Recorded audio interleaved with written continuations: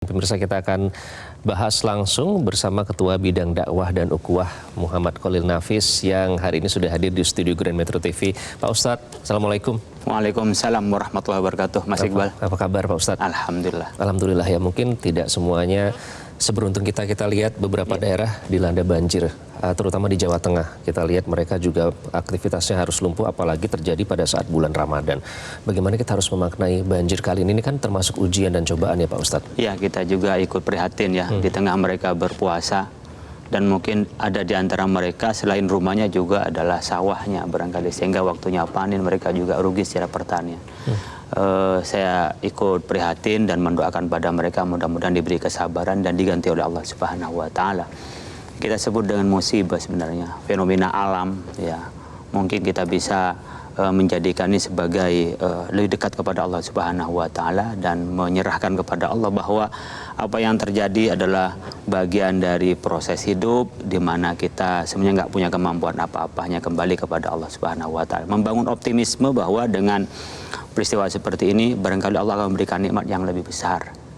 Tentu kita pasti muhasabah barangkali dari kehidupan kita apa yang perlu diperbaiki. Pastinya soal kita bagaimana baik terhadap lingkungan, karena kita juga interaksi dengan alam ya, seperti halnya bagaimana memperlakukan ketika kita dengan alam, barangkali juga dengan kebersihan berkenaan dengan pola. Di samping ya tentu karena memang alam juga sudah tua ya, jadi mungkin kita sudah nanam pohon, mungkin juga kita juga sudah memperbaiki alam, tapi ternyata alam memang sudah tua sehingga banjir terjadi di mana-mana. Tapi kalau kita hasil beberapa diskusi, seminar, baik nasional maupun internasional, memang kita ada perubahan iklim ya. Ya, ini hukum kausalitas yang Allah berikan kepada kita, bahwa dengan pemanasan global, kemudian juga keramaan kita cara memberdayakan, atau kita cara bagaimana kita mengambil hasil dari bumi, atau bagaimana kita juga memproduksi dari bumi, itu juga ada, tidak di tempat itu, mungkin di tempat lain, tapi di tempat ini alamnya sudah tua sehingga terjadi sesuatu yang ya serapan airnya kurang bagus, mungkin sungainya juga kurang luas, mungkin juga karena pembangunan, wallahu alam bisawab. Ini secara alam, artinya kita perlu mengevaluasi kemungkinan dari karena kita memperlakukan alam. Tapi lebih dari itu adalah kuasa Allah Subhanahu wa taala yang bisa kita serukan, ma'asaba min musibat illa biidznillah. Semua musibah yang Allah berikan kepada kita itu adalah memang seizin Allah. Kalau kita sabar akan dinaikkan derajatnya. Jadi musibah ini kadang-kadang menjadi proses kita ya. Makanya kalau kita kena musibah itu kita menyampaikan innalillah wa inna ilaihi rajiun. Nah, kita milik Allah dan kita akan kembali kepada Allah. Minimal ini membuat tensi kita lebih ayam, lebih mudah, dan membuat emosi kita juga lebih terkendali ya. Semua kembalikan kepada Allah. Tidak ya kita bisa berbuat apa? Ini cuma 3 hari, 4 hari, saya pikir di Jawa Tengah juga banjir. Di daerah saya, di Madura, Sampang, itu Bangkalan juga banjir. Di 3 hari terakhir ini juga masih banjir sampai sekarang. Yang bisa kita sampaikan adalah bersabar. Dan bagi kita yang punya kemampuan, tentunya kita bisa membantu mereka apa yang bisa kita bantu. Ya minimal yang pertama, penyelamatan pertama, menerima mereka sebagai famili, ya kan, mereka untuk di daerah barangkali yang punya saudara, ya udah ngungsi ke tempat saya dulu, kan karena mereka juga mungkin nggak sempat menyelamatkan barang-barangnya, sehingga mereka juga butuh tempat tinggal. Kalau tidak kan biasanya di masjid atau sekolah atau di mana. Jadi yang punya keluarga, sehingga bisa keluarga itu punya teman, dia bisa juga temannya yang bisa memberikan bantuan kepada mereka. Di samping tentu adalah kemampuan lain orang-orang yang kaya, kita berharap jangan nunggu akhir Ramadan lah untuk mengeluarkan zakatnya. Jadi sekarang sudah bisa dikeluarkan. Bahkan zakat fitrah pun dari sekarang sudah bisa dikeluarkan. Apalagi daerah yang dekat kena banjir begini yang sangat membutuhkan, tidak usah nunggu sampai akhir Ramadan. Oke, ini artinya juga refleksi ya, cerminan tadi Ustadz menyebut soal muhasabah.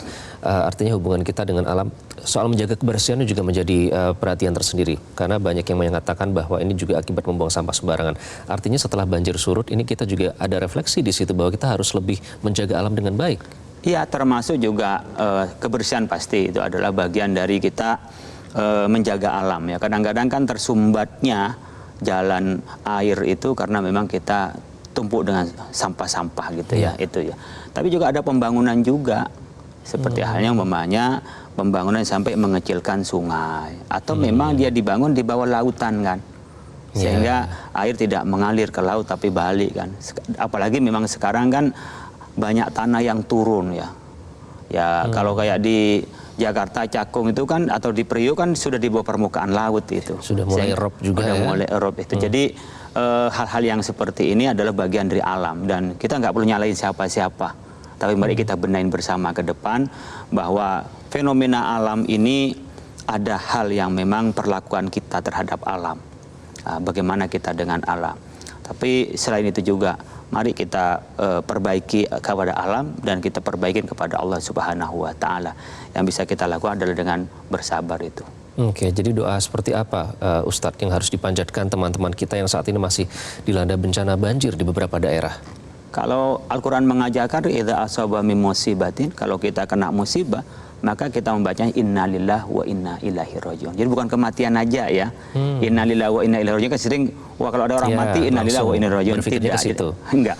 Musibah pun juga begitu. Innalillahi wa inna ilaihi rajiun. Inna, sesungguhnya kami lillahi dan milik Allah. Innalillahi wa inna, dan sesungguhnya kami ilahi, kepada Allah rajiun, kembali. Artinya apa? Kita kembalikan tauhid kita atau keesaan Allah Subhanahu wa taala itu menancap dalam diri kita, dan kita yakin bahwa tak ada daun yang jatuh kering itu kecuali dengan seizin Allah, apalagi banjir sebesar ini. Maka kita ambil hikmahnya yang terbaik.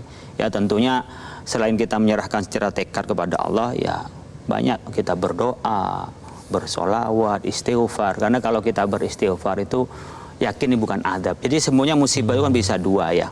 Ada satu memang ujian bagi kita. Kita nggak berbuat salah.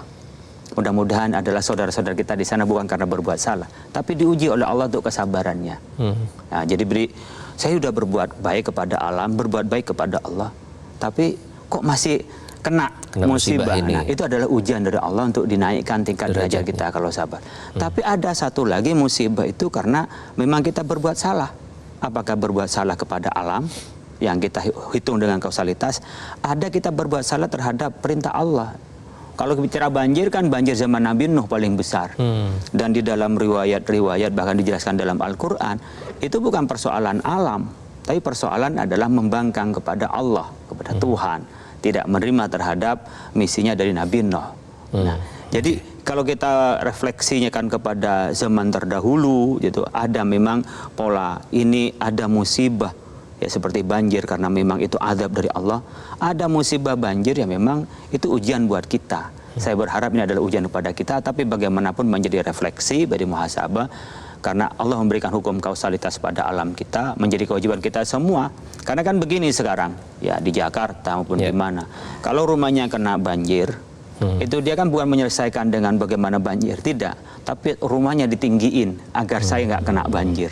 Maka yang awalnya di ujung sana tidak kena banjir, maka musim hujan berikutnya tahun depannya ujung sana yang kena banjir. Di sini selesai. Di sana ninggiin lagi, ujung sana yang kena. Jadi sebenarnya akhirnya banjir tetap ada, cuman dipindahkan, menyelamatkan diri, kemudian tidak yang lain. Nah, ini menjadi harus kebijakan kita semua ya, dan kita menerima nanti bagaimana pemerintah melakukan pola pembangunan sehingga tidak banjir hanya pindah, tapi bisa menyelesaikan banjir ya tidak ada lain adalah serapan dan juga jalannya air.